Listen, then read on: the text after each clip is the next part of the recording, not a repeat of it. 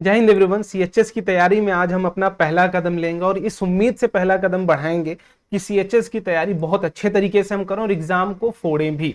तो हम आज एक बहुत ही प्यारे से टॉपिक से शुरुआत करने वाले हैं, इलेक्ट्रिसिटी। आई होप आपने पढ़ा तो जरूर होगा और ये लेक्चर देखने से पहले आप अपना काम जरूर करके आए होंगे।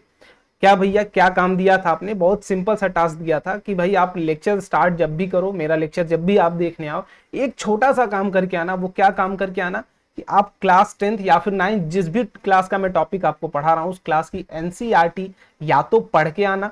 ठीक है, पहला काम ये कर सकते हो, या तो आप पहले से पढ़ के आओ या तो साथ में लेके बैठना कि जो भी मैं चीजें पढ़ाऊंगा उस टॉपिक को आप एनसीईआरटी से पढ़ते जाओगे लाइन बाय लाइन, और जो भी उसमें इंपॉर्टेंट लाइंस लिखी होंगी उनको अंडरलाइन जरूर कर लेना। क्योंकि पेपर, देखो मैं पहले भी बात कर चुका हूं कि पेपर डायरेक्टली आपसे पूछा जाता है। ठीक है, डायरेक्ट आपसे लाइंस उठा के पूछी जाएंगी, बहुत ज्यादा कैलकुलेटिव नहीं। कुछ क्वेश्चंस में आपसे कैलकुलेशन कराया जाएगा, no doubt, but most of the questions आप देखेंगे सेम पैटर्न पर, फिक्स पैटर्न से आपसे पूछा जाता है, वो भी एनसीईआरटी से मिल जाएगा। तो आपको मैं बेसिकली ओवरव्यू पूरे चैप्टर में दे दूंगा। देखो मैं स्टार्टिंग में ही चीजें बता दे रहा हूं कि किस तरीके से आपको आगे भी जितने भी लेक्चर्स आएंगे वो किस तरीके से आपको मिलेंगे। मैं बहुत ज्यादा डीप में नहीं घुसने की कोशिश करूंगा कि आपको एक टर्म समझाने बैठूं और लगातार वही समझाया जाओ। लाइक चार्ज की डेफिनेशन समझाऊं, किसी भी पॉइंट की डेफिनेशन आपको मैं नहीं समझाने वाला हूं। पहली बात, क्योंकि हम कॉम्पिटिटिव बेस्ड तैयारी कर रहे हैं तो हम चीजों को बस समझने के ऊपर काम करेंगे कि उसके पीछे फैक्ट क्या होता है, क्या लॉजिक होता है, क्या टर्मिनोलॉजी उसमें इन्वॉल्व है, तो उसको समझने की कोशिश करेंगे, अपने प्रॉब्लम्स को सॉल्व करेंगे। क्योंकि फिक्स पैटर्न पर प्रॉब्लम्स आए हैं और यही मैं आपको दिखाऊंगा। और जितने लोग अभी तक टेलीग्राम ग्रुप में नहीं है, टेलीग्राम ग्रुप यहाँ पर मैंने लिख दिया है, रैंकर्स सीएचएस, जाके सर्च करके भी आप इसको ज्वाइन कर सकते हैं या फिर डिस्क्रिप्शन बॉक्स में आपको लिंक मिल जाएगा, वहां से भी ज्वाइन कर सकते हैं। क्योंकि इस क्लास की जो पीडीएफ होगी उसी टेलीग्राम में ग्रुप में मैं डाल दूंगा, और भी कुछ प्रीवियस ईयर क्वेश्चंस होंगे और भी कुछ अगर मटेरियल्स मुझे मिलते हैं उससे रिगार्डिंग रिलेवेंट मटेरियल्स, तो वो भी मैं वहां पर प्रोवाइड कर दूंगा। बट बिफोर दैट आप उसको ज्वाइन कर लें। तो चलिए लेक्चर फटाफट बढ़ाते हैं आगे, ज्यादा देर नहीं करते हैं। तो सबसे पहले कंटेंट की अगर हम बात करें कि क्या क्या चीजें पढ़ने वाले हैं, तो चार्जेस के ऊपर जिनके ऊपर क्वेश्चंस पूछे गए हैं सिर्फ मैं वही फैक्चुअल बेस्ड कंटेंट आपको करवाऊंगा। चार्जेस के ऊपर पूछेगा, चार्जेस में क्या क्या पूछा गया है वो आपको पता होना चाहिए, आप पढ़े भी होगे। बट फॉर दैट हम इसमें क्या स्पेशल करेंगे भैया, हम अपनी स्पीड के ऊपर काम करेंगे कि हमारी speed and accuracy in questions को सॉल्व करने के लिए कितनी होनी चाहिए ताकि वहां पर गलती हमसे नहीं हो। दूसरी चीज करंट, करंट आप सबने पढ़ा होगा, बहुत अच्छे से पढ़ा होगा, करंट की डेफिनेशन याद होगी आपको, है ना, कि चार्ज पर यूनिट टाइम में क्या होता है, करंट होता है। लेकिन इस पे बेस्ड कैसे क्वेश्चंस आपसे पूछे जाते हैं उसके ऊपर काम करेंगे। रेजिस्टेंस आपने सुना होगा, रेजिस्टेंस कैसा होता है, किसी कंडक्टर के कारण रेजिस्टेंस, ये भी आपने पढ़ा होगा। रजिस्टर्स आपने सुना होगा। इलेक्ट्रिकल डिवाइसेस भी जरूर पढ़ा होगा, मोस्ट ऑफ द स्कूल्स में पढ़ाया जाता है, कहीं कहीं नहीं भी पढ़ाया जाता है, वो आपके स्कूल पर डिपेंड करता है। सेकेंड थिंग, पावर डिसिपिएशन, किसी भी इंस्ट्रूमेंट के रिगार्डिंग वो कितना पावर डिसिपिएट करता है according to the current and voltage, जो भी आपकी टर्मिनोलॉजी होगी वो मैं आपको आगे दिखाऊंगा। थर्ड इज इलेक्ट्रिक पोटेंशियल, थोड़ी सी बात करूंगा इलेक्ट्रिक पोटेंशियल के, क्योंकि सेम पैटर्न पर फिक्स क्वेश्चन आता ही आता है, हर साल आता है, एक क्वेश्चन जरूर आता है, क्योंकि ये कॉमन टर्म नहीं होता है। कॉमन टर्म इलेक्ट्रिक पोटेंशियल आप स्कूल में पढ़ते हो, बट उससे रिलेट करके क्वेश्चन आप स्कूल लेवल पर नहीं पढ़ते हो, ये आपका थोड़ा सा हो जाएगा कॉम्पिटिटिव लेवल पर। बाकी कॉमर्शियल यूनिट ऑफ पावर ये तो आप पढ़ते ही आते हो शुरू से। ठीक है, तो इतनी बातें हो गई कि आपने ये क्या क्या हम पढ़ने वाले। तो अब स्टार्ट करते हैं पढ़ाई। सिंपल सी सबसे पहला टॉपिक जो मैं शुरू करूंगा, चार्ज। चार्ज क्या, सिंपल, अगर मैं डेफिनेशन की बात करूं, फंडामेंटल या पार्टिकल है, फंडामेंटल यूनिट ऑफ मैटर है ना, फंडामेंटल पार्टिकल ऑफ मैटर है कि भाई हर कोई भी मैटर होगा उसके पास जैसे मास होता है फंडामेंटल पार्टिकल उसका, वैसे ही चार्ज भी होगा उसका फंडामेंटल पार्टिकल की। कोई भी बॉडी है, कोई भी मैटर है, विदाउट चार्ज वो एग्जिस्ट नहीं करता, एक्सेप्ट न्यूट्रॉन, हम उसकी बात नहीं करेंगे, उसके ऊपर जीरो है, बट सेम एज मास ये भी एक फंडामेंटल यूनिट है। ठीक है, अब चार्ज की बात करते हैं। चार्ज को हम दिखाते हैं किससे, क्यू से दिखाते हैं। ठीक है, यूनिट की बात करूं तो हम इसकी यूनिट क्या लेते हैं, कूलॉम लेते हैं। इस बात को थोड़ा सा ध्यान में रखिएगा, यूनिट क्या हो जाती है, कूलॉम हो जाती है, दिखाते हैं किससे, क्यू से। अब क्यू क्या है, हमारा डिनोशन है चार्ज को, लेकिन हम चार्ज को मेजर किसके टर्म में करते हैं, तो हम इलेक्ट्रॉन्स के बेसिस पर मेजर करते हैं। अगर आपसे कहीं भी नंबर ऑफ चार्ज पूछा जाए, फिर किसी भी चीज से रिलेट करके पूछा जाए, तो हम किसके टर्म में जवाब देते हैं, हम इलेक्ट्रॉन्स का सहारा लेते हैं। ठीक है, जैसे मैं अगर बोलूं आपसे कि आप किसी से आप किसी और से कितने ताकतवर हो, ठीक है, सिंपल सी बात मैं आपसे पूछूं कि आपकी स्ट्रेंथ क्या है, तो आपको नहीं पता है कि मुझे किस तरीके से यूनिट में बतानी है, फोर्स में बताना है या फिर किस यूनिट में बतानी, ये नहीं पता। लेकिन आपको आपकी दोस्त की स्ट्रेंथ पता है कि मेरा दोस्त इतना ताकतवर है, किसी भी एक अमाउंट में उसकी ताकत आपको पता है।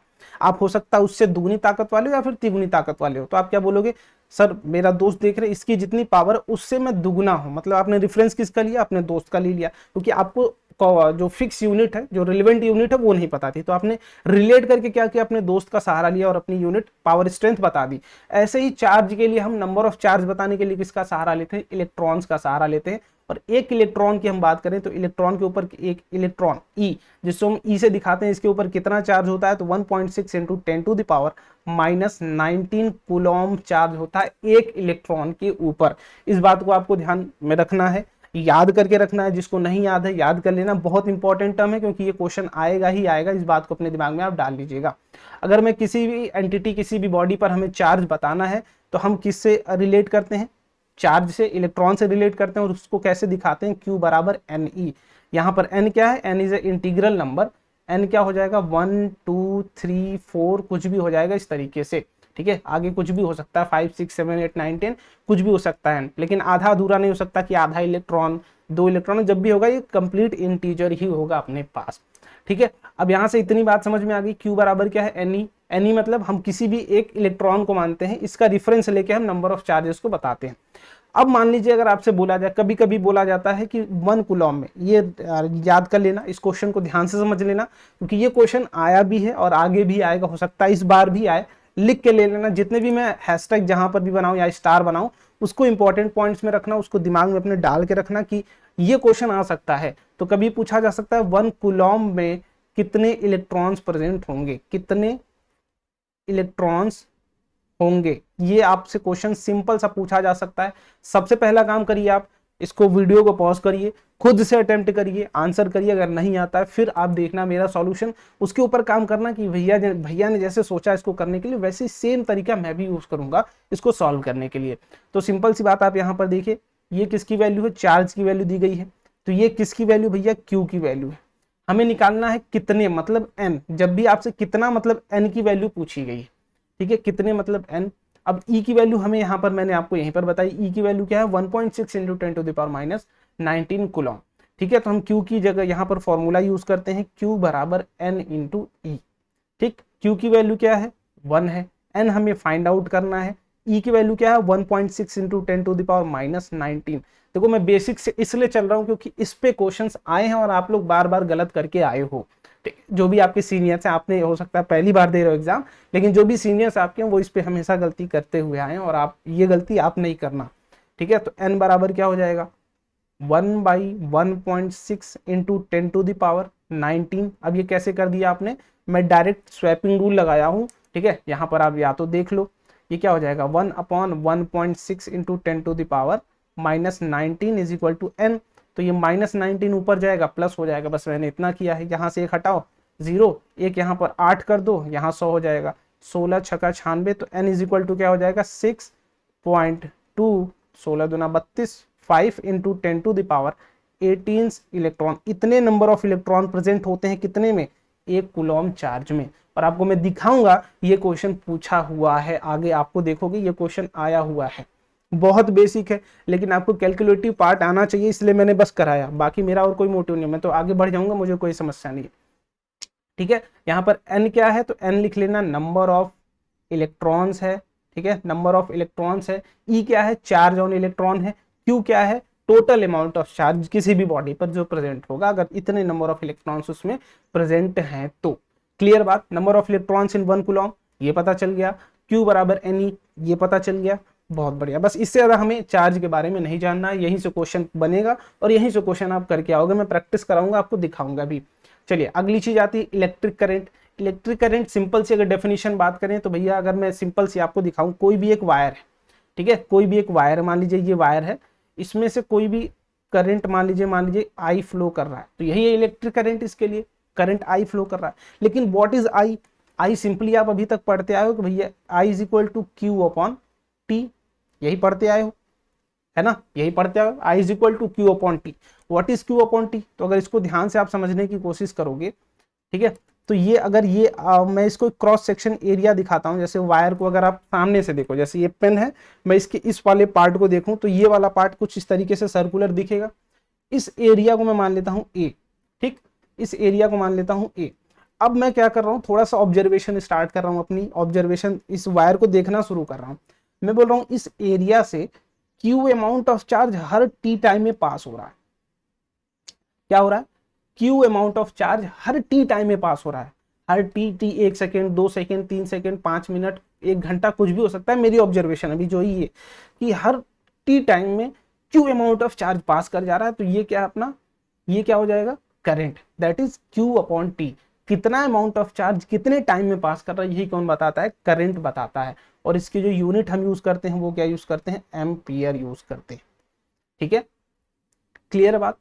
अब चार्ज की यूनिट किस में होती है, कूलॉम में होती है। टाइम की किस में होती है, सेकंड में होती है। अगर आप यहां से कहीं से भी अगर आपसे पूछ लिया जाए कि 1 एम्पियर कितना होता है, ये तो बोर्ड लेवल का क्वेश्चन है बट मैं फिर भी बता दे रहा हूं कि 1 एम्पियर, देखो हमें यहाँ पर आई की वैल्यू 1 लानी है, तो क्यू की वैल्यू 1 रख दें और टी की भी वैल्यू 1 रख दें। तो 1 कूलॉम ऑफ चार्ज जब 1 सेकेंड में पास करेगा तो यही क्या हो जाता है, आपका 1 एम्पियर ऑफ करंट हो जाता है। Is it clear, is it clear, clear होगा, कोई प्रॉब्लम नहीं होगी। चलो बस इतनी बातें हमें यहाँ पे समझनी थी करंट के बारे में। करंट क्या होता है, क्यू बाई टी। ठीक है, 1 एम्पियर बराबर 1 कूलॉम पर सेकेंड, ये भी बात क्लियर हो गई। अब यहाँ पे आपके नंबर ऑफ चीजें पूछी जा सकती हैं। देखो यहाँ से क्वेश्चन क्या पूछा जाएगा कि मान लो कोई भी अमाउंट ऑफ करंट दे दिया जाएगा, एन अमाउंट ऑफ करंट दे दिया जाएगा, वहां से नंबर ऑफ चार्जेस पूछा जाएगा कि इतने समय में कितने नंबर ऑफ चार्जेस पास कर रहे हैं। तो सिंपल आपको क्यू और टी की वैल्यू रिप्लेस करनी है, सॉल्व करनी है, आंसर आपके हाथ में होगा। क्लियर, आपकी कॉपी पर होगा और उसको तुरंत मार्क करके आगे बढ़ जाना है। इतनी बात हमें बस करनी, इससे ज्यादा हमें टेंशन नहीं लेना है। करंट के ऊपर क्वेश्चन आएगा, सॉल्व करवाऊंगा। चलो आगे, अब रेजिस्टेंस की बात करते हैं। रेजिस्टेंस आप पढ़ के आए हो पहले, इसको हम कैसे दिखाते हैं, इसको आर से दिखाते हैं रेजिस्टेंस को। ठीक है, आर से, इसकी यूनिट क्या होती है, ओम होती है। ठीक, इसको दिखाते कैसे हैं, इस तरीके से दिखाते हैं। ओम लिखने का तरीका होता है, या तो इस तरीके से लिख लो या तो इस तरीके से दिखा दो, दोनों हमारा यही तरीका हो। रेजिस्टेंस है क्या, जो हम ऑब्स्ट्रक्शन फील करते हैं। ठीक है, ऑब्स्ट्रक्शन फील करते हैं किसी भी कंडक्टर के कारण। जैसे जब करंट आप फ्लो कराते हो तो जो करंट को रुकावट महसूस होती है कंडक्टर के कारण, वही रेजिस्टेंस होती है। तो जैसे मैं अगर यहाँ पर आपसे बात करूँ, कोई भी एक कंडक्टर, ये वायर है।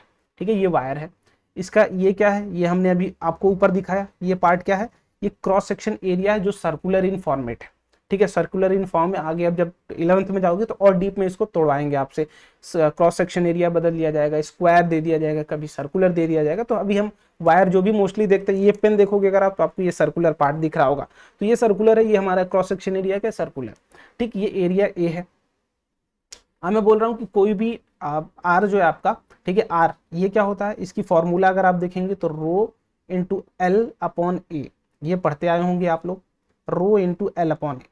इसके ऊपर देखो सवाल बहुत बन के आए हैं, तो इसको थोड़ा सा ध्यान से समझने की कोशिश करते हैं। देखो मैंने बोला कि कोई भी कंडक्टर है, ठीक, उसका क्रॉस सेक्शन एरिया ए है और उसकी जो लेंथ है वो क्या है, एल है। ठीक, उसकी लेंथ क्या है, एल है।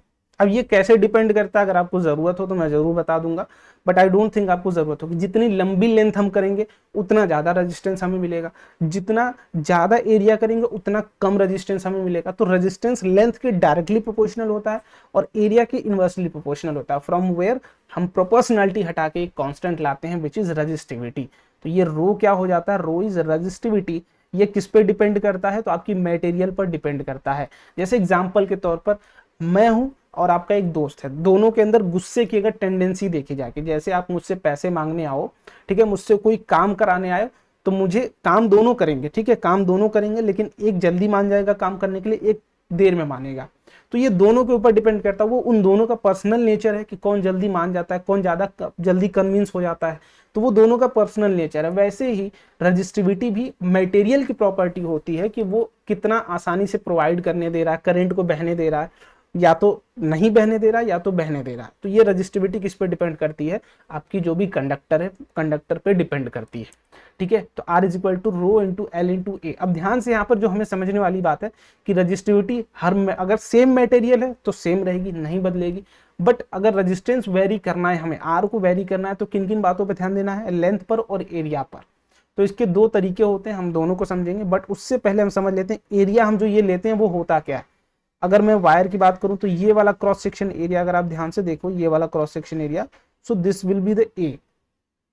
दिस विल बी ए, जिसके कारण करंट अभी क्या करेगा, इसमें से करंट पास कर रहा होगा।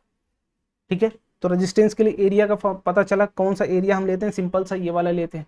अब यहां से क्वेश्चन कहां से बनेगा, देखो यूनिट के ऊपर ध्यान देना कि यूनिट क्या होता है, कभी कभी रजिस्टिविटी की भी यूनिट पूछ ली जाती है, तो रजिस्टिविटी की अगर यूनिट आपसे पूछ ली जाएगी तो ये क्या होगा, इसकी यूनिट लिख लेना, unit will be ohm metre, ohm metre. ठीक है, ये क्या होगा, ohm metre will be your unit. अगर निकालने का तुम्हें शौक हो तो आर की जगह ओम रख लो, लेंथ का 1 मीटर और एरिया का metre square, metre metre square cut जाएगा, मीटर बचेगा, तो ohm into metre will be the unit for resistivity, जिसे हम रो से दिखाते हैं। ये हर मैटर टू मैटर वेरी करती है।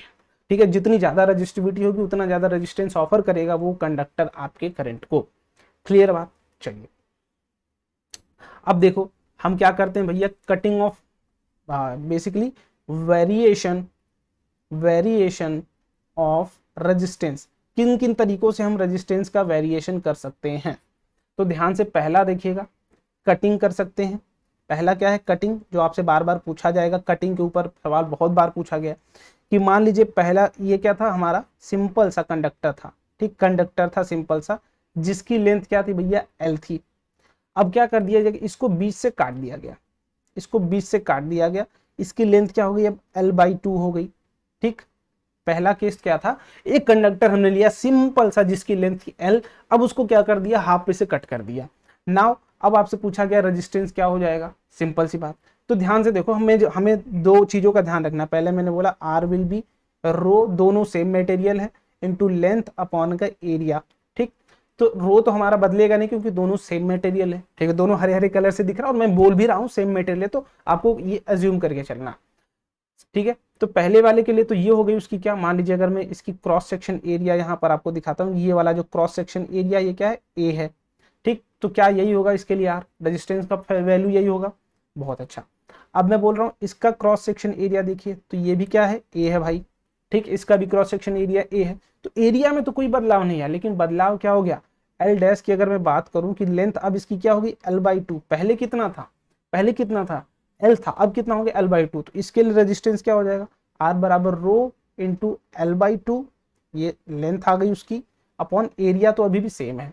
तो यहां से अगर आप देखोगे तो रो, ठीक है, ये rho into L/A into half, ये क्या होगी आपकी, ये हमने R यहां पर निकाला था, ये R डैश यहां पर बोल लेते हैं, R डैश बराबर R/2। मतलब रेजिस्टेंस क्या हो गई, आधी हो गई, अगर हम लेंथ को आधा कर रहे हैं तो। इतनी बात समझ में आई कि अगर हम लेंथ को आधा करेंगे, अगर आधे हम कंडक्टर को काट के हटा दे रहे हैं तो रेजिस्टेंस हमारी सीधी आधी हो जा रही है।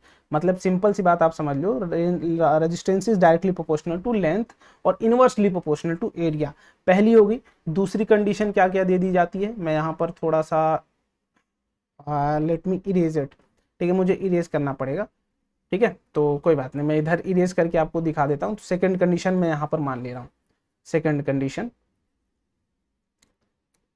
कंडीशन क्या होगी, बेंडिंग की कंडीशन हो गई। Second will be bending condition. देखो मैं बोल रहा हूँ पहले हमारी ये क्या थी, कंडक्टर थी। ठीक, पहली ये हमारी कंडक्टर थी, इसका लेंथ था L, एरिया था A। ठीक है, रजिस्टिविटी अभी भी रो है। अब मैं बोल रहा हूँ इसको हम क्या कर रहे हैं, बेंड कर दे रहे हैं, यहां से बेंड कर दे रहे हैं हाफ लेंथ पे। किसी भी लेंथ पे बोला जा सकता है, बट हम मोस्टली हाफ पे ही आपसे बोला जाएगा। तो अब ये किस तरीके का बन जाएगा, यहां से बना, इसको बेंड करके यहां से इस तरीके से यहां पे बनेगा। ठीक, इस तरीके से अगर आप ध्यान से देखें तो ये कुछ इस तरीके से बनेगा। ठीक, अब लेंथ कितनी हो गई, L/2। बट यहां पर जो बदली बात, अब यहाँ पे जो बदली बात वो क्या हो गई कि भैया ये जो एरिया था, देखो इतना एरिया, ध्यान से देखना, एक बार समझ जाओगे तुम्हें फिर इस तरीके का क्वेश्चन कभी भी आएगा नहीं भूलोगे। ये वाला एरिया तो इसके इतना बराबर ए हो गया, फिर यहाँ पर भी एरिया ए हो गया, तो ए मिलके कितना एरिया हो जाएगा, 2A। इतनी बात तुम्हें समझ में आई। तो यहां से हमने आर की वैल्यू जो पहले वाले के लिए लिखी थी वो क्या थी, रो इंटू L/A, ये आपने लिखा था। अब दूसरे के लिए R डैश की वैल्यू अगर मैं निकालूं तो रो तो अभी भी नहीं बदला, L बदल गया, L/2 हो गया है। ठीक है, लेंथ हमारी बदल के आधी हो गई है, but area is now becomes twice, area क्या हो गई, 2 टाइम्स हो गई। तो यहाँ पर अगर मैं इसको लिखूं तो 1/4 इंटू रो इंटू L/A, और ये रो L/A क्या था, हमारा R था, तो R dash will be R/4 times. समझ में आ गई बात। अब देखो करंट इस वाले एरिया से भी पास करेगा, करंट इस वाले एरिया से, मतलब एरिया बढ़ गए। तो एग्जाम्पल आप मार्केट का ले सकते हो कि अगर मार्केट में जा रहे हो तो अगर जितना चौड़ा रोड होगा उतना कम हमें प्रॉब्लम महसूस होगी उस मार्केट को क्रॉस करने में। अदरवाइज अगर जितना पतला, जितना नैरो होगा उतनी ही ज्यादा हमें रेजिस्टेंस ऑफर होगा उस मार्केट के कारण। तो रेजिस्टेंस सेम कंडक्टर के कारण भी यही होता है। तो इस तरीके से जब भी क्वेश्चन आएगा फटाक से करोगे, एरिया देखोगे कि एरिया बढ़ रही है घट रही है, लेंथ घट रहा है बढ़ रहा है, आपको सिंपली पता चल जाता है और वहां से आप इसको सॉल्व कर सकते हो। ठीक है, चलो आगे बढ़ते हैं फटाफट से। इलेक्ट्रिकल कंपोनेंट्स के ऊपर काम कर लेते हैं। इलेक्ट्रिकल कंपोनेंट्स, कौन कौन से इलेक्ट्रिकल कंपोनेंट यूज करते हैं आप सर्किट में? तो सबसे पहला अगर मैं बात करूं तो स्विच। देखो कभी कभी ऐसा होता है कि सिंपली आपको डायग्राम्स दे देंगे इलेक्ट्रिकल कंपोनेंट्स के और उनसे पूछ दिया जाएगा कि ये इसमें से कौन सा है, तो सब कुछ आपको मैं दिखाता हूँ। स्विच देखो मोस्टली हम जो किस तरीके से ड्रॉ करते हैं, या तो इस तरीके से ड्रॉ करते हैं। ये क्या है? ओपन स्विच है, खुली हुई। ठीक है, ओपन। ये क्या है? अगर बीच में डॉट बना हुआ है this will be close switch. ठीक है, मतलब ऑन ऑन सर्किट, ये ऑफ है ये ऑन है। ठीक है, दूसरी बल्ब, बल्ब की बात कर लीजिए। बल्ब, बल्ब किस तरीके से हम बनाते हैं भैया? इस तरीके से बल्ब हमारा बनता है। ठीक है, इस तरीके से हम दिखा देंगे, अगर ग्लोइंग बल्ब है तो इस तरीके से जलता हुआ दिखा देते हैं। तीसरा हमारी रेजिस्टेंस, हम रेजिस्टेंस को किस तरह, रजिस्टर को किस तरीके से दिखाते हैं? इस तरीके से। ये क्या है? कंपोनेंट है, इलेक्ट्रिकल इंस्ट्रूमेंट है जो किसके काम आता है?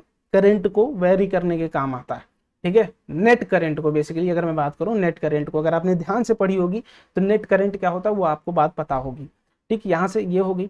चौथी जो बात मैं बोल दूं, सेम इस तरीके से, या तो इसको इस तरीके से दिखाते हैं या तो इस तरीके से दिखाते हैं। ठीक है, दोनों में से कुछ भी आपको दिखाया जा सकता है। इसके ऊपर इस तरीके से कभी अगर कटा मिले, ठीक, इस तरीके से कटा मिले, या फिर यहां पर इस तरीके से भी कुछ अगर मिले, तो ये क्या कहलाता है? ये कहलाता है रियोस्टैट्स। रियोस्टैट्स, इसका क्या, ये किस तरीके से काम करता है ये भी लिख लो फटाक से। This will B variable resistor, जिसकी रेजिस्टेंस को हम क्या कर सकते हैं? चेंज कर सकते हैं थ्रू आउट द वर्क। हम कोई भी काम कर रहे हैं उस जर्नी में हम उसकी रेजिस्टेंस को वेरी करते जाएं। एक वहां पर जॉकी होती है जिसको हम आगे पीछे खिसकाते जाएंगे, उसकी रेजिस्टेंस बढ़ती जाएगी। ये इंस्ट्रूमेंट आप 11th में जाओगे तो आपको प्रैक्टिकल लैब में दिखाया जाता है। ठीक है, व्हाट इज वेरिएबल रजिस्टर, तो रियोस्टैट्स यहाँ से। बाकी तीसरी चीज, चौथी पांचवी चीज जो होती है बैटरी। ठीक है, इस तरीके से बैटरी आपको दिखाई जाएगी, ये बैटरी होती है। ठीक है, बैटरी, इस बैटरी का ये पॉजिटिव टर्मिनल, ये नेगेटिव टर्मिनल। और भी हैं बट मोस्टली इतने ही आपके लिए अभी इंपॉर्टेंट है, और उसमें ज्यादा सबसे इंपॉर्टेंट रियोस्टैट, क्योंकि डायरेक्ट इस पर क्वेश्चन आया हुआ है कि इस तरीके से बना के दे दिया गया कौन सा रियोस्टैट है, उसका सिंबल डायरेक्टली आप बताइए। तो नाउ यू आर एबल। ठीक है, इस तरीके से या तो ये वाला होगा या तो ये वाला होगा, दोनों में से एक। या तो ये इस तरीके से बना के क्रॉस कर दिया जाए, या तो इस तरीके से डब्बा बना के ऊपर से ये दिखा दिया जाए, तो ये क्या है? आपका रियोस्टैट्स। ठीक है, वेरिएबल रजिस्टर भी आप इसको बोल सकते हैं। अब कुछ इलेक्ट्रिकल कंपोनेंट की बात कर लेते हैं जो हम यूज करते हैं सर्किट में। किसके लिए? पहला, अगर हमें करंट मेजर करना हो, करंट मेजर करना हो तो हम किसका यूज करते हैं? एमीटर का यूज करते हैं, एमीटर। दूसरा, हमें अगर वोल्टेज मेजर करना हो, क्या मेजर करना हो? वोल्टेज, तो हम किसका यूज करते हैं? वोल्ट मीटर का यूज करते हैं। नाम से ही क्लियर हो जा रहा है, नाम से ही क्लियर है। एमीटर मतलब करंट, वोल्ट मीटर मतलब वोल्टेज नापने का काम कर रहे हो आप। ठीक है, सर्किट में इसको कैसे दिखाते हैं? इस तरीके से दिखाते हैं, ए बना हुआ हो या तो वी बना हुआ हो। एक और कंपोनेंट होता है गैल्वेनोमीटर, जिसे हम किससे दिखाते हैं? जी से दिखाते हैं। ये भी बहुत सेंसिटिव करंट मेजर करने का काम आता है। ठीक है, काम आता है गैल्वेनोमीटर, बहुत सेंसिटिव मतलब बहुत छोटा करंट, और ये क्या करता है? डायरेक्शन ऑफ करंट भी बताने का काम करता है। ठीक है, इसको आप लिख लेना, याद कर लेना। डायरेक्शन ऑफ करंट मतलब बहुत छोटा सा करंट भी आएगा मेजर कर लेगा, बहुत छोटा, मिली एम्पियर भी अगर आएगा तो ये सेंसिटिव होता है, वेरी सेंसिटिव। यहाँ पर लिख लेना, वेरी स्मॉल करंट। ठीक, और डायरेक्शन ऑफ करंट के लिए भी मेजर कर लेता। अब देखो एमीटर है, करंट मेजर करता है, वोल्टेज मेजर करता है। अगर आप ध्यान से समझोगे एक बात को, ठीक है, तो एमीटर, करंट हम कहाँ देखते हैं? किसी भी सर्किट में देखते हैं। और वोल्टेज कहाँ देखते हैं? किसी भी दो टर्मिनल के बीच में देखते हैं। तो मान लीजिए अगर मैं, ये हमारी सर्किट है, ठीक है, ये कुछ इस तरीके से हमारी सर्किट है। अब मुझे इस वायर में करंट आई मेजर करना है, तो मैं जब भी इसमें इंस्ट्रूमेंट लगाऊंगा, जब भी एमीटर को यूज करूंगा, तो मैं कहाँ यूज करूंगा, सीरीज में यूज करूंगा। ठीक है, मतलब इसी इसी अलोंग जो वायर था उसी में एक टर्मिनल इसका वायर के इस एंड पर और अगला टर्मिनल वायर के इस एंड पर मैं जोड़ दूंगा। तो ये क्या हो जाएगा, हमारा करंट, जो करंट इसमें जा रहा था वही करंट इसमें भी जाएगा। ठीक है, क्लियर बात। तो हम जब भी एमीटर को किस में जोड़ते हैं, लिख लेना, एमीटर को हम सीरीज में जोड़ते हैं और इसको वोल्ट मीटर को कहाँ हम जोड़ते हैं, वोल्ट मीटर को अगर मैं मान लूँ कि ये हमारी सर्किट है, इस सर्किट ए और बी के अक्रॉस मुझसे पोटेंशियल डिफरेंस मैं आपसे पूछ रहा हूँ, तो आप क्या करेंगे, इसके पैरेलल जब भी आप जोड़ देंगे ये वोल्ट मीटर हो जाएगा, इसके पैरेलली आप जोड़ेंगे, क्योंकि हम वोल्टेज दो टर्मिनल के क्रॉस निकालते हैं और करंट किसी भी वायर में निकालते हो। तो वायर में निकालना तो वायर में जोड़ोगे, मतलब सीरीज हो जाएगी। और वोल्टेज जब भी निकालना है तो दो पॉइंट के क्रॉस निकालना, दोनों पॉइंट के पैरेलली आप जोड़ दोगे। इस कंपोनेंट के एक क्रॉस निकालना है तो पैरेलली, तो ये कहाँ जुड़ेगा, ये हमेशा पैरेलल में जुड़ेगा। ठीक है, दोनों चीजों को याद रखना। चलो, अब इसके ऊपर एक सवाल आता है कि भैया रेजिस्टेंस किसका ज्यादा होगा, किसका कम होगा, तो इसको ध्यान से थोड़ा सा समझ लेते हैं। ठीक है, मैं ओवरऑल ओवरव्यू ऊपर ऊपर से दे देता हूँ कि किसका रेजिस्टेंस ज्यादा रखेंगे, किसका कम रखेंगे और क्यों रखेंगे। देखो, दूसरी पहली बात, अगर मैं यहाँ पर कोई भी एक सीरीज बनाता हूँ, ठीक है, इस तरीके से, और यहाँ पर मैंने करंट ये रखा है, मीटर जोड़ा हुआ है बैटरी में। ठीक है, ये बैटरी हमारी है, तो बैटरी से करंट कितना निकल रहा है, आई निकल रहा है। अगर रजिस्टेंस इसका आर है, इसका भी रजिस्टेंस मान लीजिए आर ए है। ठीक, पहली चीज देखो, हम एमीटर का रेजिस्टेंस कम रखें या ज्यादा रखें, इसके ऊपर थोड़ी सी हम चर्चा करते हैं। ठीक है, कम रखें या ज्यादा रखें। देखो, करंट यहां से इसमें भी चल के आएगा और करंट यहां से इसमें भी चल कर आएगा। आई थिंक थोड़ा सा ज्यादा पतला हो गया पेन। ठीक है, हाँ, चलो, इसमें भी चल कर आएगा।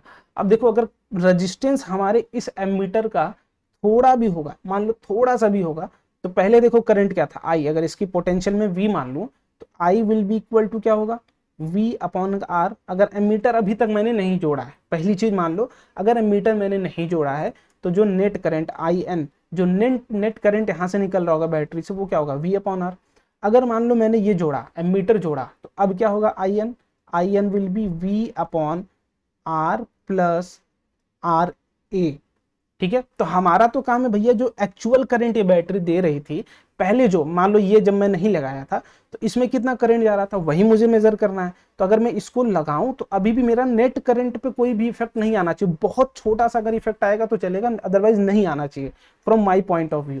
तो मैं अगर नहीं आना है, ठीक है, नहीं आना, तो हम क्या आर ए को एकदम छोटा कर दें, एकदम 0.00 समथिंग कर दें, मतलब आर ए को आर में जोड़ें तो कोई फर्क ही ना पड़े, कोई फर्क ही ना पड़े। इसलिए हम इसका रेजिस्टेंस क्या करते हैं, यहाँ पर मैं लिख दे रहा हूँ कि इसका रेजिस्टेंस हम कैसा रखते हैं, नेग्लिजिबल रेजिस्टेंस। ठीक है, नेग्लिजिबल रेजिस्टेंस, इस बात को ध्यान आप रखिएगा, इसको लिख लीजिएगा कहीं पे भी। नेग्लिजिबल रेजिस्टेंस किसका, एमीटर का रखते हैं। क्यों, क्योंकि वो उसमें अगर हमारा रेजिस्टेंस होगा तो नेट करंट पर इफेक्ट आएगा। किस पर इफेक्ट आएगा, अगर एमीटर का रेजिस्टेंस ज्यादा होगा तो net current through the battery हमारी डिस्टर्ब हो जाएगी, क्योंकि हमें एक्चुअल करंट मेजर करना था बिफोर एमीटर कितना करंट सर्किट में था, तो उसके लिए हमें रेजिस्टेंस की वैल्यू बहुत नेग्लिजिबल रखनी पड़ती है एमीटर की। क्लियर बात। तो इसकी रेजिस्टेंस की वैल्यू क्या होती है, नेग्लिजिबल। अगर वोल्ट मीटर की मैं बात करूं तो देखो, यहां से करंट हमारा यहाँ पे आ रहा था, ठीक है, करंट आई इसमें आ रहा था। अब देखो ध्यान से, यहाँ पे थोड़ा सा इंटरेस्टिंग हो जाता है पार्ट। यहाँ पर अब मैं बोलता हूँ, यहाँ पर आएगा, जैसे ये जंक्शन पर आएगा, एक रास्ता इसको ये मिलेगा, एक रास्ता ये मिलेगा।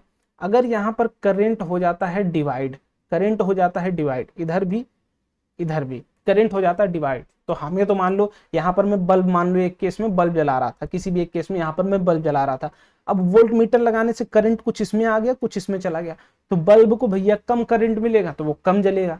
हमें अपने काम को नहीं डिस्टर्ब करना, हमें किसको डिस्टर्ब करना, सिंपली वोल्टेज को मेजर करना। सो दैट्स व्हाई हम क्या करेंगे, इसका रेजिस्टेंस बहुत हाई रख देते हैं, क्योंकि इसमें करंट आ ही ना पाए। रेजिस्टेंस क्या करता है, करंट को रोकने का काम करता है। तो जितना ज्यादा रेजिस्टेंस होगा उतना ही कम उसमें करंट आएगा, और उसकी वजह से हमारा बल्ब प्रॉपर यहाँ पर काम करेगा।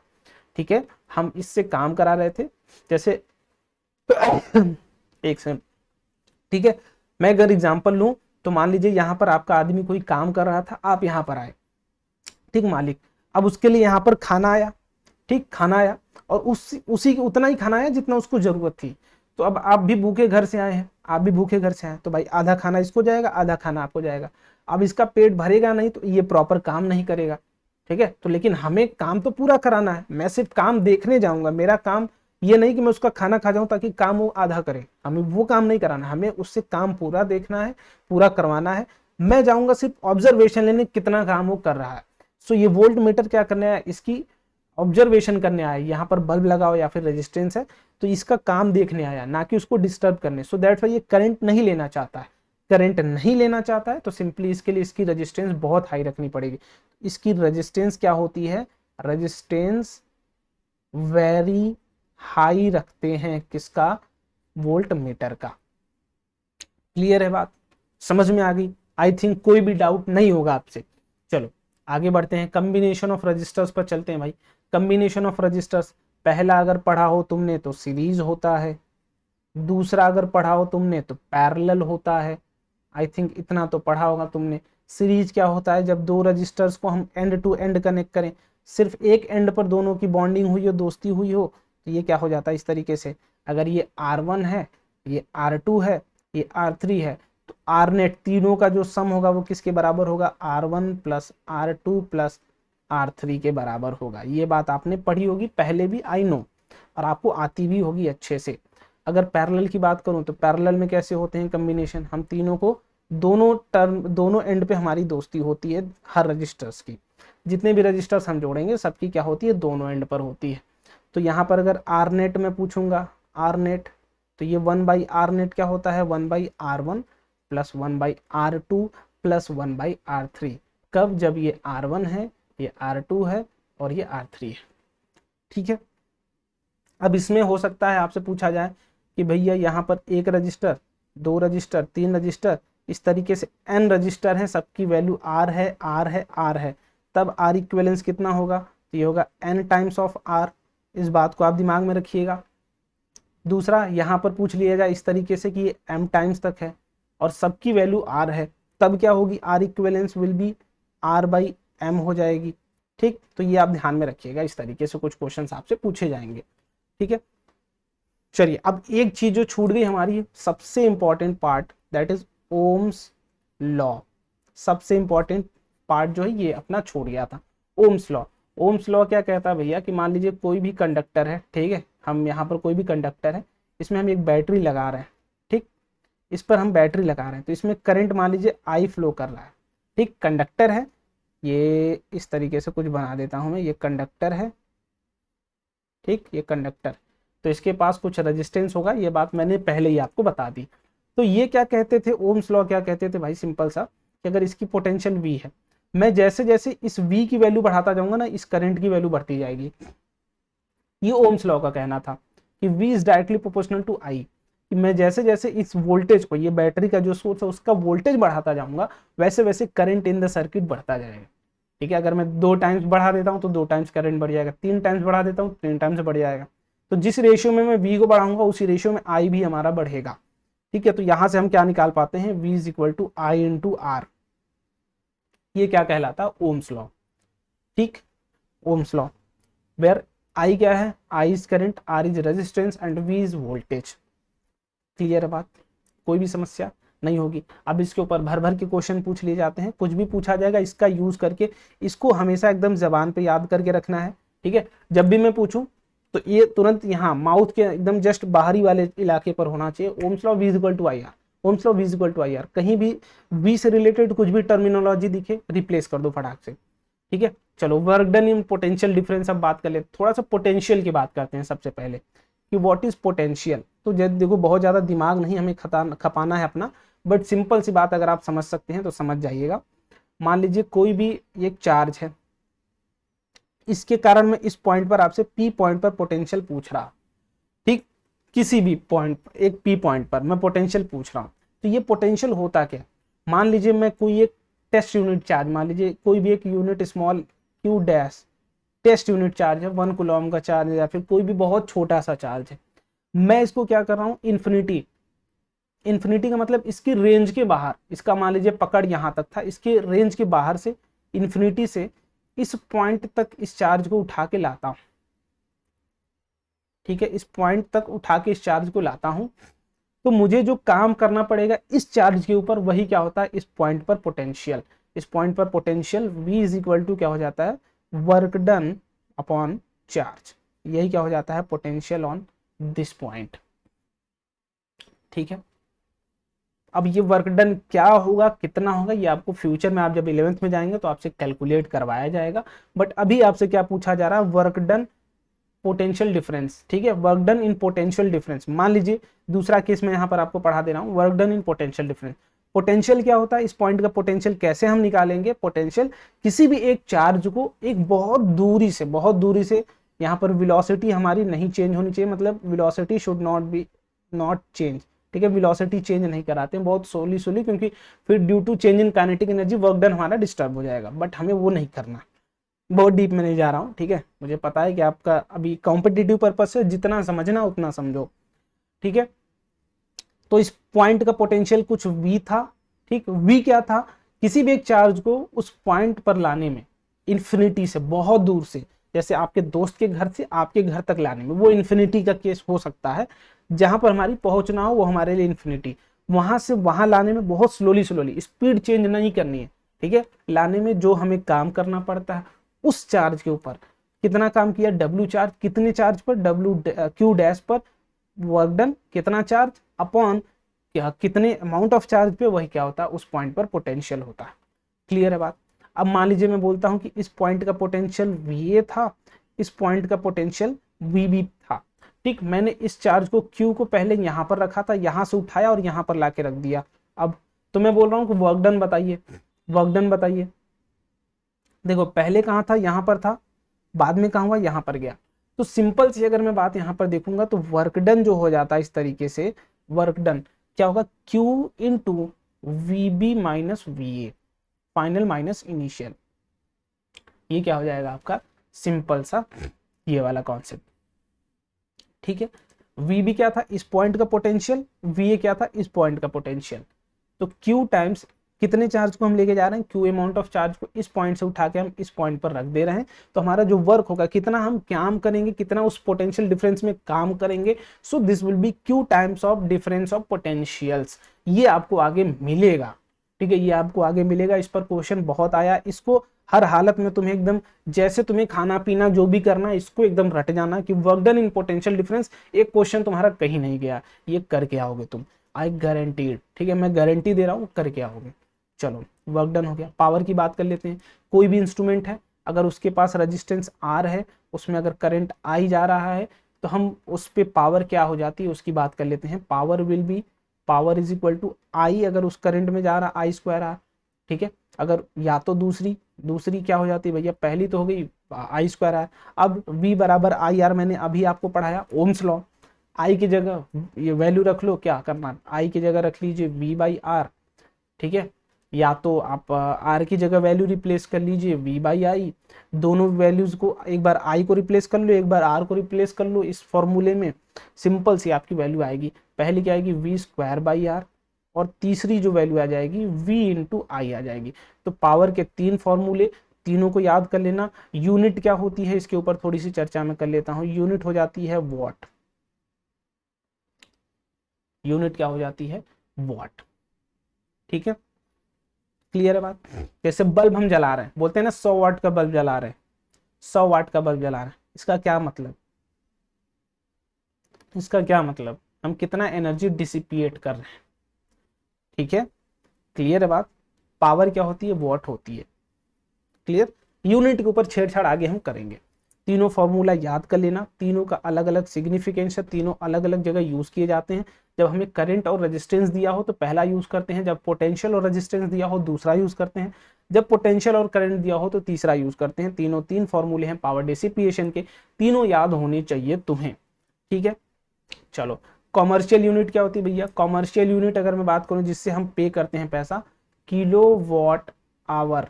ये क्या होती है, kilowatt hour. K for kilo, W for watt, H for hour. Kilowatt hour is equal to, हम इसको क्या बोलते हैं, 1 kilowatt hour is equal to 1 unit, जो हम यूनिट के अकॉर्डिंग पैसा देते हैं। अगर आप घर पे अगर बिजली का बिल थोड़ा सा भी दिमाग आप लगाते हो, भैया पापा नहीं हम भी दिमाग लगाते हैं कि कितनी यूनिट हमारी महीने का आ रही है, तो कितनी यूनिट आती है, हो सकता है 100 यूनिट आ रही हो, 200 यूनिट आ रही हो, वो यूनिट क्या होती है, 1 kilowatt hour is equal to 1 unit, और हर यूनिट के अकॉर्डिंग हम पैसा देते हैं। मान लो 5 रुपए, 5 रुपीज पर यूनिट हमारा पैसा लग रहा है, तो अगर 100 यूनिट हुई तो 500 रुपए हमें देने हैं, अगर 1000 यूनिट हुई तो 5000 रुपए हमें पे करने पड़ते हैं। क्लियर है बात? चलिए, तो 1 किलोवाट पर ये क्या हो गया भैया हमारा सिंपली कॉमर्शियल यूनिट, मतलब हम कितना एनर्जी डिसिपिएट कर रहे हैं, कितना एनर्जी हम खा रहे हैं, टोटल एनर्जी डिसिपिएशन ये होगा P इंटू टी। ये क्या हो जाएगा हमारा सिंपल सा, कितना एनर्जी, कितना अमाउंट ऑफ एनर्जी हम खा रहे हैं, कितना अमाउंट ऑफ वर्क डन हम करवा रहे हैं अपने इंस्ट्रूमेंट से, that is P into T. तो याद रखिएगा 1 किलोवाट आवर, किलोवाट क्या होता है, अगर मैं बात करूं पावर को वॉट में है, ठीक है, और टाइम को सेकंड में है, ठीक है, तो इसको अगर कन्वर्ट करना होगा 1 kilowatt our in joule convert करना हो या फिर जूल पर सेकंड में कन्वर्ट करना हो, तो आप कन्वर्ट करेंगे आगे चल के, मैं आपको दिखाऊंगा। ठीक है, कमर्शियल यूनिट समझ में आ गई, 1 kilowatt our, what is this is 1 unit, और हर यूनिट के अकॉर्डिंग ही हम पैसा देते हैं, मतलब 1 किलोवाट पर का पैसा हम फिक्स रेट पे देते हैं, जो हमें रेट पता चलती है 1 यूनिट वो किसकी होती है, 1 किलोवाट अगर हम यूज करते हैं 1 घंटे में तो हम कितना यूज दे कर रहे होंगे। ठीक है, चलिए आगे अब इस पे क्वेश्चंस करते हैं फटाफट से और आगे अपना काम करते हैं। ठीक है, चलो अब क्वेश्चन शुरू है, तो अब थोड़ा सा मेरा काम कम होगा, तुम्हारा काम ज्यादा होगा। हर क्वेश्चन से पहले एक प्रॉपर वीडियो को पॉज करो, पॉज करने के बाद प्रैक्टिस करो, फिर देखो कि तुम कहाँ लैग कर रहे हो, कौन सा क्वेश्चन तुमसे नहीं हुआ है, क्या नहीं तुम पे आया। ठीक है, यूनिट कन्वर्जन हर चीज दिखाऊंगा, और इसीलिए मैंने सिंपल सा काम जरूर किया हुआ है, हर क्वेश्चन के आगे डे लिखा हुआ किस साल में पूछा गया। तो CHS 2019 मैथ्स ग्रुप का है, जहां पर कुछ नहीं लिखा होगा वो मैथ्स ग्रुप में आया हुआ। मैथ्स और बायो ग्रुप दोनों का क्वेश्चन मैं करवाऊंगा फिजिक्स के लिए। चलो मैं फटाफट से अब सॉल्यूशन कराता हूँ, ज्यादा टाइम नहीं वेस्ट करता हूँ, क्योंकि हमें लिमिटेड टाइम में एक्यूरेट कंटेंट पढ़ना है। ठीक है, an electric bulb draws a current, current की वैल्यू जो जो चीजें गिवन हो पहले उसको लिखो, 0.25 एम्पियर, कितने समय के लिए, समय इज इक्वल टू 20 मिनट, ध्यान से लिख लेना हर चीज। The amount of electric charge that flows through the circuit. अब देखो आई की वैल्यू दी गई है, टी की वैल्यू दी गई है, पूछा गया है चार्ज की वैल्यू, तो हमने पढ़ा था I is equal to Q upon T, जिसको याद हो,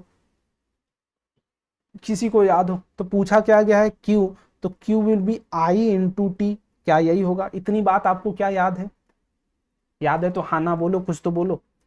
ठीक है, अगर हम कूलॉम्ब और एम्पियर की बात करें तो एम्पियर इज कूलॉम्ब पर सेकेंड था, टाइम की वैल्यू सेकेंड में होनी चाहिए, मैंने बताया था टाइम की वैल्यू सेकेंड में होनी चाहिए, क्यू की वैल्यू कूलॉम्ब में होनी चाहिए। ठीक है, अगर कूलॉम्ब में चाहिए क्योंकि ऑप्शन कूलॉम्ब में है तो दिस विल बी एम्पियर, यही बात याद होगी।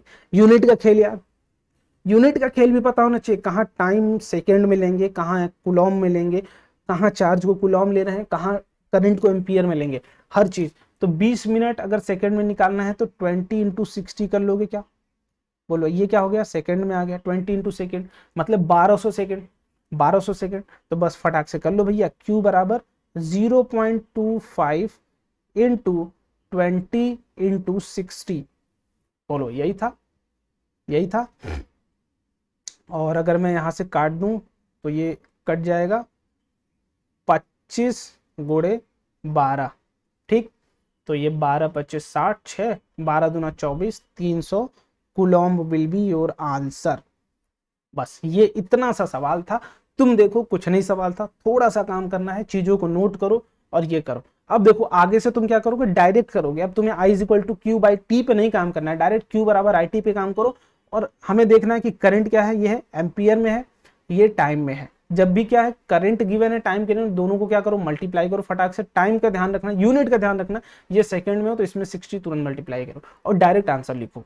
ठीक है, स्पीड के ऊपर भी काम करनी है, इस बात को दिमाग में रखना। कॉम्पिटिटिव एग्जाम कोई भी दे रहे हो तुम्हें स्पीड मेंटेन करके रखनी होती है, इस चीज का दिमाग में अपने ख्याल रखना। चलो एन इलेक्ट्रिक करंट, चलो अगला क्वेश्चन पे आ जाते हैं फटाक से, रुक जाओ भाई वेट कर रहे हो ना क्वेश्चन देखने का। An electric iron draws a current of 3.4 ampere, तो आई इज इक्वल टू, मैं लिखवा के करा रहा हूँ 4 एम्पियर, कितने वोल्टेज पर काम करता है, V बराबर 220 वोल्टेज पर काम कर रहा है। अब पूछा जा रहा है, अब दूसरा केस कितना करंट ये करेगा, अगर हम वोल्टेज 110 वोल्ट प्रोवाइड करते हैं तो ठीक है, क्लियर है बात, क्लियर है। चलिए अब अगर मैं बात करूं कि कोई भी, मान लीजिए यहाँ पर मैं सिंपल सी बात करता हूँ, ये कोई भी मैं इंस्ट्रूमेंट लगा दिया हूँ, मान लीजिए कोई भी इंस्ट्रूमेंट हमारा कुछ भी, मैंने बोला कि हम एक बैटरी लगा रहे हैं जो को इतना वोल्ट प्रोवाइड कर रही है, 220 वोल्ट प्रोवाइड कर रही है, तो इसमें करंट आई कितना जा रही है, तो आई नेट क्या होगा, आई नेट क्या होगा भैया, जो हमारा वोल्टेज होगा अपॉन वो कितना रेजिस्टेंस प्रोवाइड कर रहा है। क्लियर बात। तो मैं बोल रहा हूँ कि इंस्ट्रूमेंट तो दोनों टाइम से, इलेक्ट्रिक आयरन है हमारा, ठीक है, आयरन दोनों टाइम हम आयरन ही लगा रहे हैं, मतलब रेजिस्टेंस हमारा क्या होगा, फिक्स्ड होगा, ठीक है, फिक्स्ड होगा, और इसी के फिक्स होने के कारण हम वोल्टेज जैसे वेरी करेंगे करंट हमारा वेरी हो जाएगा, वोल्टेज वेरी करेंगे। तो हम पहले काम क्या करते हैं, आर की वैल्यू कैलकुलेट कर लेते हैं रेजिस्टेंस की, तो आर बराबर I upon V, sorry V upon I, तो वी विल बी 220 अपॉन 3.4, ये क्या हो गया भैया हमारा R, this is the first equation. Now we have R, अब हमें आई की वैल्यू निकालनी है, तो I will be V upon R. Now अब वी कितना है 110, ये हो जाएगा 110 अपॉन 220, ये 3.4 को ऊपर भेज दूंगा यहाँ पर डायरेक्ट, अगर मैं बात करूँ यहाँ पर 220 अपॉन 3.4, तो ये ऊपर आ जाएगा, तो इंटू 3.4, तो 110 टू टाइम में कट जाएगा, इससे ये कट जाएगा 1.7, सो आई विल बी 1.7 का एम्पियर। कोई ऑप्शन दिख रहा है क्या, कोई ऑप्शन दिख रहा है, third option, third option is the correct option. कोई समस्या कुछ नहीं, पहला काम हमें केस गिवन था, मतलब सिंपल सा काम आपसे कराया जा रहा है कि आपसे रेजिस्टेंस की वैल्यू निकलवाई जा रही है, फिर दूसरा काम रेजिस्टेंस आपको पता है हम क्या कर रहे हैं, अब कम वोल्टेज प्रोवाइड कर रहे हैं, तो कम वोल्टेज होगा तो कम करंट होगा, ज्यादा वोल्टेज होगा तो ज्यादा करंट होगा, क्योंकि रेजिस्टेंस हमारा सेम है, ठीक है।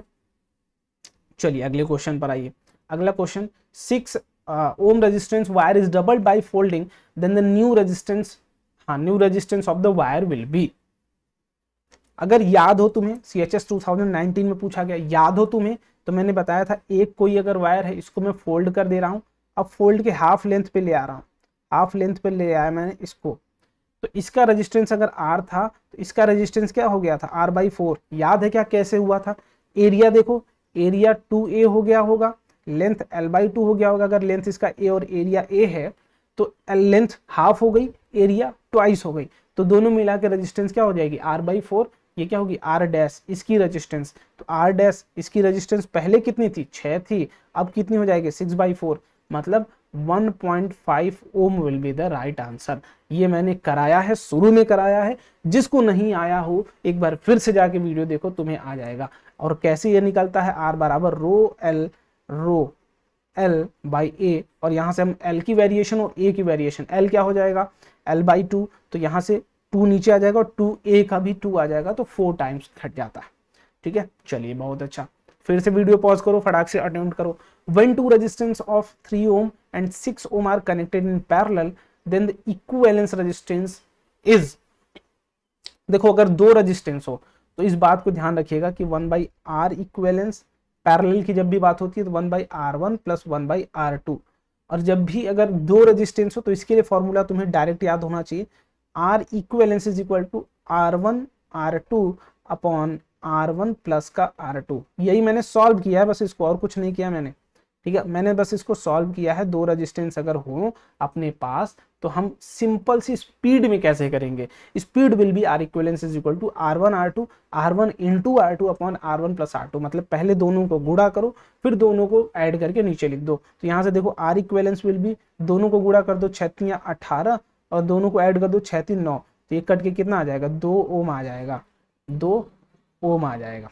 कोई ऑप्शन दिख रहा है, थर्ड ऑप्शन, भैया थर्ड ऑप्शन बहुत आया है ना, मतलब क्वेश्चन नहीं आएगा तीसरा ऑप्शन मार के चला जाऊंगा, ऐसा गलती मत करना क्योंकि सेट्स बहुत अलग अलग होते हैं, ठीक है। चलो 1 सेकंड का क्वेश्चन था, आगे बढ़िए।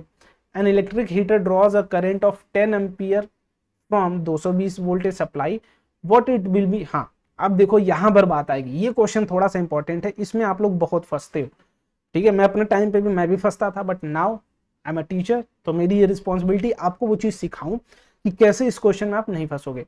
देखो हमें अभी पता, मैंने आपको बताया कि कॉमर्शियल यूनिट क्या होती है, किलो वॉट आवर, अगर याद हो तुम्हें तो किलोवाट किसकी है, पावर की यूनिट होती है, आवर किसकी यूनिट है, टाइम की यूनिट होती है।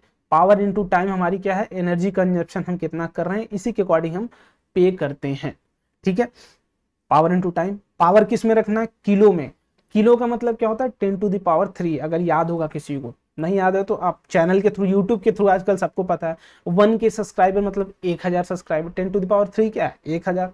2 के सब्सक्राइबर मतलब 2000 सब्सक्राइबर, 85 के सब्सक्राइबर है भैया मतलब 85,000 सब्सक्राइबर है भैया के। तो के का मतलब क्या होता है, सिंपल सा, के का मतलब होता है 10⁻3। ठीक, तो हमें वॉट में क्या करना है, 10⁻3 मल्टीप्लाई करके लिखना है, मतलब किलो वॉट बराबर 10⁻3 वॉट। ठीक है, अब देखो यहां से हमें करंट गिवन है, वोल्टेज गिवन है, तो पावर का फॉर्मूला कौन सा लगाएंगे, V is equal to V I लगाएंगे, V इंटू आई। क्यों, क्योंकि भैया हमें V गिवन है यहाँ और यहाँ पर I गिवन है। तो हमने 3 फॉर्मूले पढ़े थे, I square R, V square by R, तो V इंटू आई। तो यहाँ से पावर का कौन सा फॉर्मूला लगाओ, सिंपल सा वी आई लगाओगे। ठीक, तो वी आई कितना होगा 10 इंटू 10, तो यह आ जाएगा 2200 वॉट आ जाएगा। ध्यान से लिखिएगा, देखो आप डायरेक्ट भी कर सकते हो, मैं आपको तोड़ के सिखा रहा हूँ। अगर फंस गए तो क्या होगा, अगर डायरेक्ट तो तुम वैसे भी कर लोगे, डायरेक्ट करने वाली कोई बहुत बड़ी बात नहीं। लेकिन टाइम मैं बोल रहा हूँ, हर दिन 5 घंटे हमें चलाना है। और कितने दिन चला रहे हैं, 30 दिन चला रहे हैं, मतलब टोटल कितने घंटे चला रहे हो आप, 150 आवर चला रहे हो। बताओ कोई समस्या किसी को, हर दिन 5 घंटे और 30 दिन तक, 5 5 5 5 अगर जोड़ोगे 5 को 30 बार तो 150 आएगा। 5 से 15 गुणा कर लो यार, डायरेक्ट कोई बहुत बड़ी टर्मिनोलॉजी नहीं है। अब देखो हमें वॉट को किस में कन्वर्ट करना है, किलो वॉट में। तो यहां से हमारी जो एनर्जी कंजप्शन आ जाएगी वो कितनी आ जाएगी, 2200 इंटू ये क्या आ गया 150। ठीक, तो मैं यहां से 1000 को पहले निकाल ले रहा हूं, 22 इंटू 15 गुणे 1000। ठीक, देखो ये क्या हो गई, पावर हो गई हमारी वॉट की। हमने टाइम किस में निकाला, आवर में निकाला, तो इसका हमें परमानेंट दिक्कत नहीं लेनी। ये क्या होगा, किलो में आ गया के, तो किलो वॉट आवर। ठीक है, तो इसको हटा देता हूं, डायरेक्ट यहां पर लिख देता हूं E is equal to 22 into 15। तो यहां से मल्टीप्लाई करो, 15 दूना के 30, हासिल लगा 3, तो 330 किलो वॉट आवर। ये आ गया क्या अपना सिंपल सा एनर्जी कंजप्शन। तो हमने बोला ये कितनी यूनिट है, देखो 1 किलो वॉट आवर पे हम कितना दे रहे हैं, 5 रुपए 20 पैसे, 5 रुपए 20 पैसे। तो सिंपल सी हम 330 में कितना देंगे, तो 330 इंटू 5.20। तो यहां से अगर आप मल्टीप्लाई करेंगे तो यहाँ पे अगर आप देखो तो 33 इंटू 52, तो 33 इंटू 52 कितना आ जाएगा 6, 66, 2 टाइम 66, 6 टाइम, और ये 5 15 और 6 21, हाथ से लगा दो, 5 15 और यहाँ से 2 17 आ जाएगा। 1716 रुपये हमें देना है बेसिकली। तो ऑप्शन नंबर ए। देखो पहले मैंने क्या किया, पावर निकाला, ठीक है, फिर मैंने क्या किया, टाइम निकाल लिया, यहाँ 150 घंटे। पावर इंटू टाइम ही क्या था, एनर्जी कंजप्शन था। बट हमें क्या था, किलो वॉट आवर में लेना, मतलब 1000 की वैल्यू जो ये हमने बताया आपको 1000। ये 1000 कहाँ से आया, 1 0 यहाँ से लिया, 2 0 यहाँ से लिया, तो ये आ गया 1000। ये क्या आ गया, किलो वॉट, ये के आ गया। अब हमारी जो यूनिट होगी वो के में आ गई। तो 22 और 15 बच गया, तो 22 और 15 को गुणा कर दिया, 330 किलो वॉट आया। और 1 किलो वॉट आवर बराबर 1 यूनिट हमने पढ़ा था। और हर यूनिट का कितना पैसा दे रहे हो आप, 1 यूनिट का कितना पैसा 5.20 पैसा, 2 यूनिट का कितना पैसा 10.40 पैसा, 3 यूनिट का कितना पैसा 15.60 पैसा। तो इस तरीके से 330 का कितना 5.2 इंटू 330, यही मैंने यहाँ पर टोटल मनी कर दिया है। तो ये दिस विल बी 1716 रुपए। क्लियर है, चलिए बहुत बढ़िया, वेरी गुड। नाउ अब अपनी बारी आती है किसकी, a wire of resistance R is cut into 5 equal part then connected in parallel। Parallel में कनेक्ट किया जा रहा है, 5 पार्ट में काट के। एक वायर है, इसको 1 2 3 1 2 3 4 और यहाँ थोड़ा सा बढ़ा लो, यहाँ पर 5 5। सबकी लेंथ क्या है, L/5 L/5 L/5 L/5 और दिस विल बी L/5। ठीक है, सबको जोड़ोगे तो L आएगी। अगर टोटल लेंथ कितनी थी हमारी, टोटल लेंथ थी L। ठीक है, तो सबको हम 5 पार्टों में, इक्वल पार्टों में काटेंगे, तो सबकी लेंथ क्या आ जाएगी L/5। जितने पार्ट में काटोगे उतने बाई कर दोगे, 4 में तो L/4, अगर 3 में तो L/3, 2 में तो L/2। इक्वल पार्ट बोला गया, ध्यान से यहाँ पर देखिएगा, इक्वल पार्ट। नाउ हम इसको पैरेलल में कनेक्ट कर रहे हैं, तो हम पहले एक जो ये वाला पार्ट, इतना वाला पार्ट है, ये कितना है L/5, एरिया में कोई डिस्टर्बेंस नहीं है क्योंकि हमने कट किया है ना कि बेंडिंग। एरिया में डिस्टर्बेंस बेंडिंग में आती है ना कि कटिंग में। कटिंग करेंगे तो यही रहेगा। तो आर डैश इसकी जो वैल्यू आएगी, अगर पहले इसकी रेजिस्टेंस आर थी तो अब कितनी हो जाएगी, आर बाई 5 आ जाएगी। ये आप निकालोगे, ये आपका काम है निकालना। कैसे निकलेगा, R is equal to rho L by A. L क्या हो गई, अब एल बाई 5 हो गई, तो this will be rho into L by 5 upon A. तो 5 नीचे आ जाएगा, ये क्या आ जाएगा, आर डैश इसकी वैल्यू अगर मैं बोलूं तो ये आ जाएगा 1/5 times of rho into L upon A. This will be A, तो R will be R upon 5। ठीक है। और अभी मैंने बताया कि अगर same number of resistance parallel में लगते हैं तो जितने टाइम्स जितने रेजिस्टर्स लगेंगे अपॉन वो हो जाता था। याद होगा कि अगर R dash n number of resistors parallel में है तो n by R by n होता था। ऊपर देखना जाके, कराया है मैंने।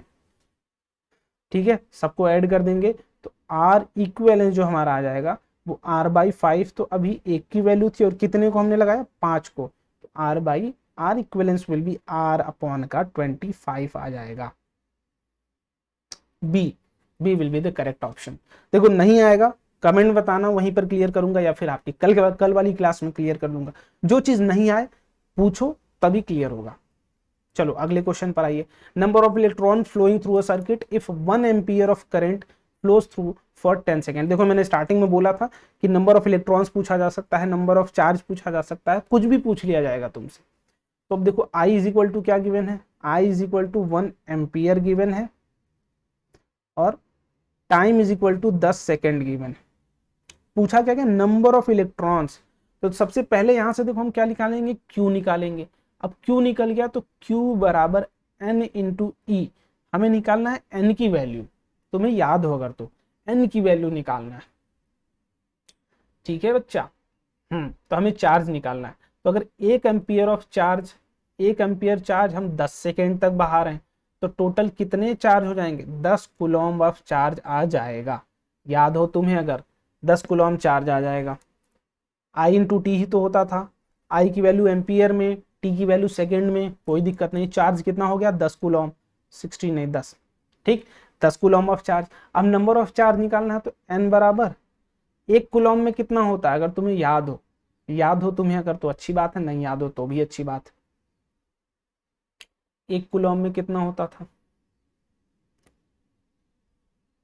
1 कूलॉम में कितना होता था, फटाफट से बोलो। 1 कूलॉम में नंबर ऑफ इलेक्ट्रॉन्स कितने होते थे, एन बराबर 6.25 इंटू 10⁻18। यही था क्या, याद हो तुमको, मैंने कराया था अभी कुछ देर पहले। तो अगर 1 कूलॉम में इतना तो 10 कूलॉम में कितना, इसमें 10 से मल्टीप्लाई कर दो तो 62.5 इंटू 10⁻18 ये हो गया। बोलो, किसी को कोई समस्या। 6.25 into 10⁻18।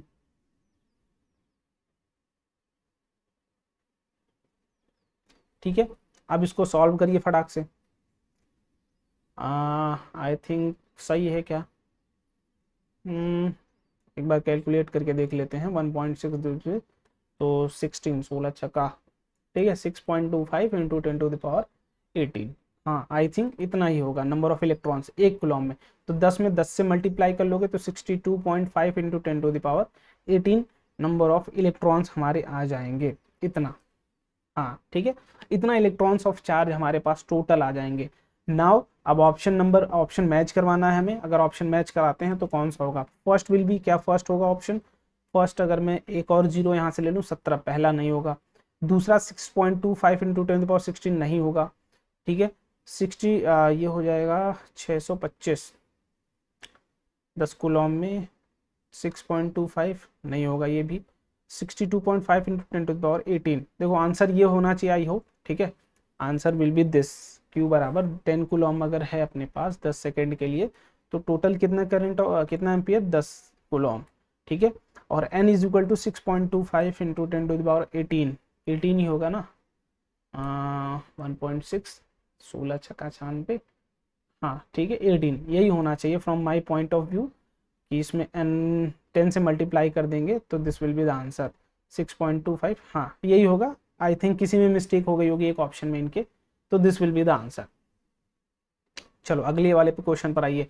If the current through a resistor is increased by 100% then the at a constant temperature increase in power. देखो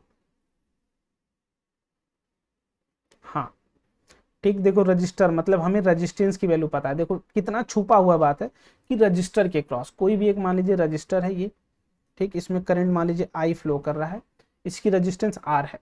अब आपसे बोला जा रहा है अगर इसमें हम करंट में 100% का इजाफा करते हैं, ठीक, तो पावर डिसिपिएशन में कितने का इजाफा होगा। तो हमें पावर का वैल्यू पता है आई स्क्वायर इंटू आर। देखो आई को हम क्या करें, 100 था, ठीक है, मान लो पहले, देखो एक था, ठीक है, 1 एम्पियर, हम एग्जाम्पल ले रहा हूं, अब बढ़ा के 2 एम्पियर करूं, तो मैंने क्या किया +1 कर दिया, ठीक है, मतलब जितना अमाउंट अब बोलता जाएगा 100% बढ़ा दो। 100% बढ़ाने का मतलब उतना ही और ऐड कर दो उसमें, ठीक है, 100% बढ़ाने का मतलब उतना ही ऐड, जितना परसेंट बढ़ाने का मतलब उतना ही ऐड कर दीजिए। तो अगर मैं आई अब पहले ए था अब 2 कर देता हूँ, ठीक है, यहाँ से मैं अगर बात करूँ तो P बराबर R है, अगर आई की वैल्यू 1 है, ठीक, आई की वैल्यू 1, P बराबर P डैश बराबर क्या हो जाएगा 4R। अगर हम i की वैल्यू क्या करते हैं 2, तो r से 4r, मतलब r में कितना जोड़ें कि 4 आ रहा है, देखिए ध्यान से r में कितना जोड़ें तो +3r, मतलब कितने टाइम्स 300% टाइम्स ये क्या हो जाएगा चेंज हो जाएगा। r से पावर बढ़ के क्या हो गई है 4r, मतलब कितना टोटल चेंज हो गई 3 टाइम्स और उसमें ऐड हुआ है। r को कितनी बार ऐड करोगे 3 बार, मतलब 300% बढ़ाने की बात हो रही है 300%। तो अगर हम करंट को 100% बढ़ाएंगे तो पावर कितनी टाइम्स बढ़ जाएगा 300% अगर सेम इंस्ट्रूमेंट है तो, ठीक है। ये किस में आया था बायो वाले में, बायो वाले में भी अच्छा क्वेश्चन आता है, इस बात को दिमाग में आप रखिएगा। Electron volt is equal to 1 electron volt is equal to कितना जूल। तो basically electron volt is also energy की यूनिट होती है। तो ई अभी भी क्या है E is equal to what is E, E की वैल्यू होती है 1.6 इंटू 10⁻⁹ कूलॉम, ये याद होगी तुम्हें। तो अगर 1 electron volt is equal two joule में पूछा जाए तो simply 1 joule is equal two electron की वैल्यू रख दीजिए, ई की वैल्यू रख लो तो 1.6 इंटू 10⁻⁹ ये आ जाएगी आपकी जूल में, सॉरी 1 जूल नहीं, ठीक है। 1 electron volt is equal to 1.6 into 10⁻⁹ joule will be your answer.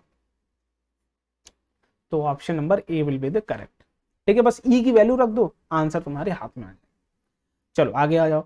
1 kilowatt hour is equal to 1 kilowatt hour, तो 1 किलोवाट आवर जूल में चाहिए, ठीक है। तो हम सिंपल सा क्या काम करते हैं, जूल क्या होता है देख लो, जूल क्या होता है वॉट इंटू सेकेंड, ये एनर्जी थी, energy is equal to power into time.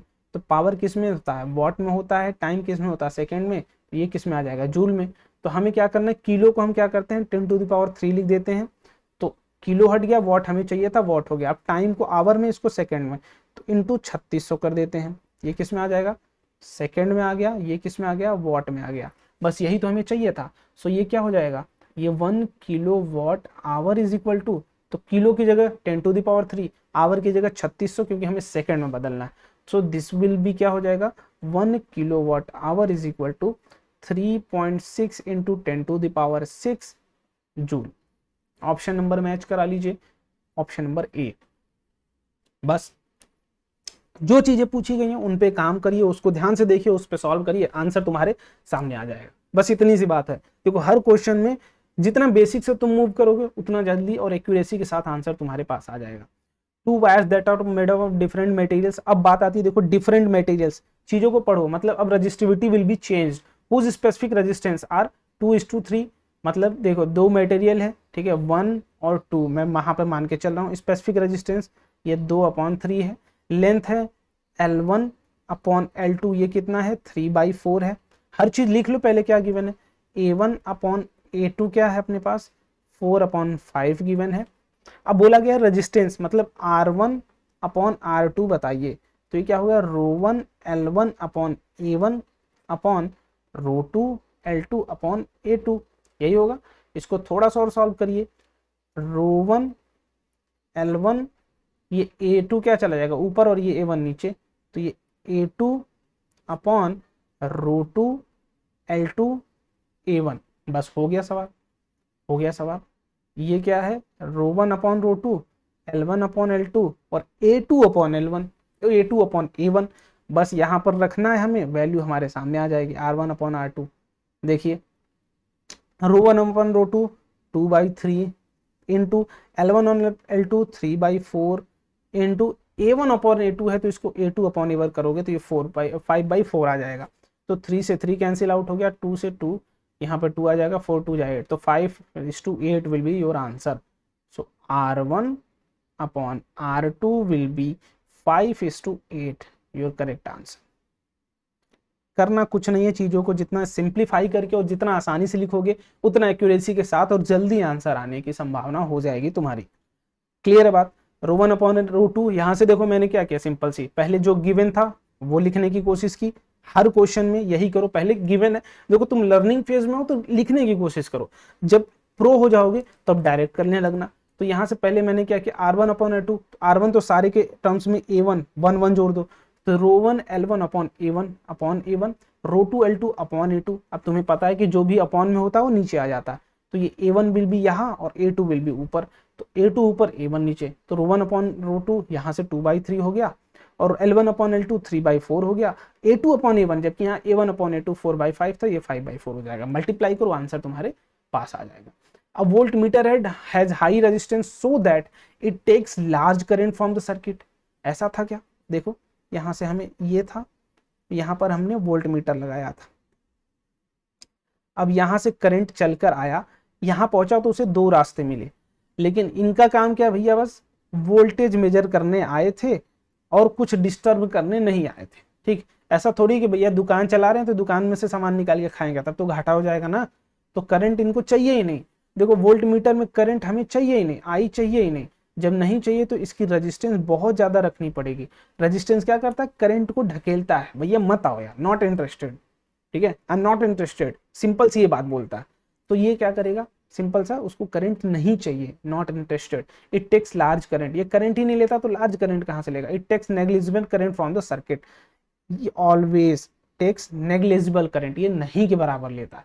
It can be connected in series, बिल्कुल नहीं, ये जब भी कनेक्ट होता है, ये कहाँ कनेक्ट होता है, पैरेलल में। देखो मैंने जितने भी टॉपिक आपको पढ़ाए, हर टॉपिक से क्वेश्चन आया हुआ है और CHS 2018 मैथ्स ग्रुप में ये आया हुआ है, इस बात का ध्यान में आप रखिएगा।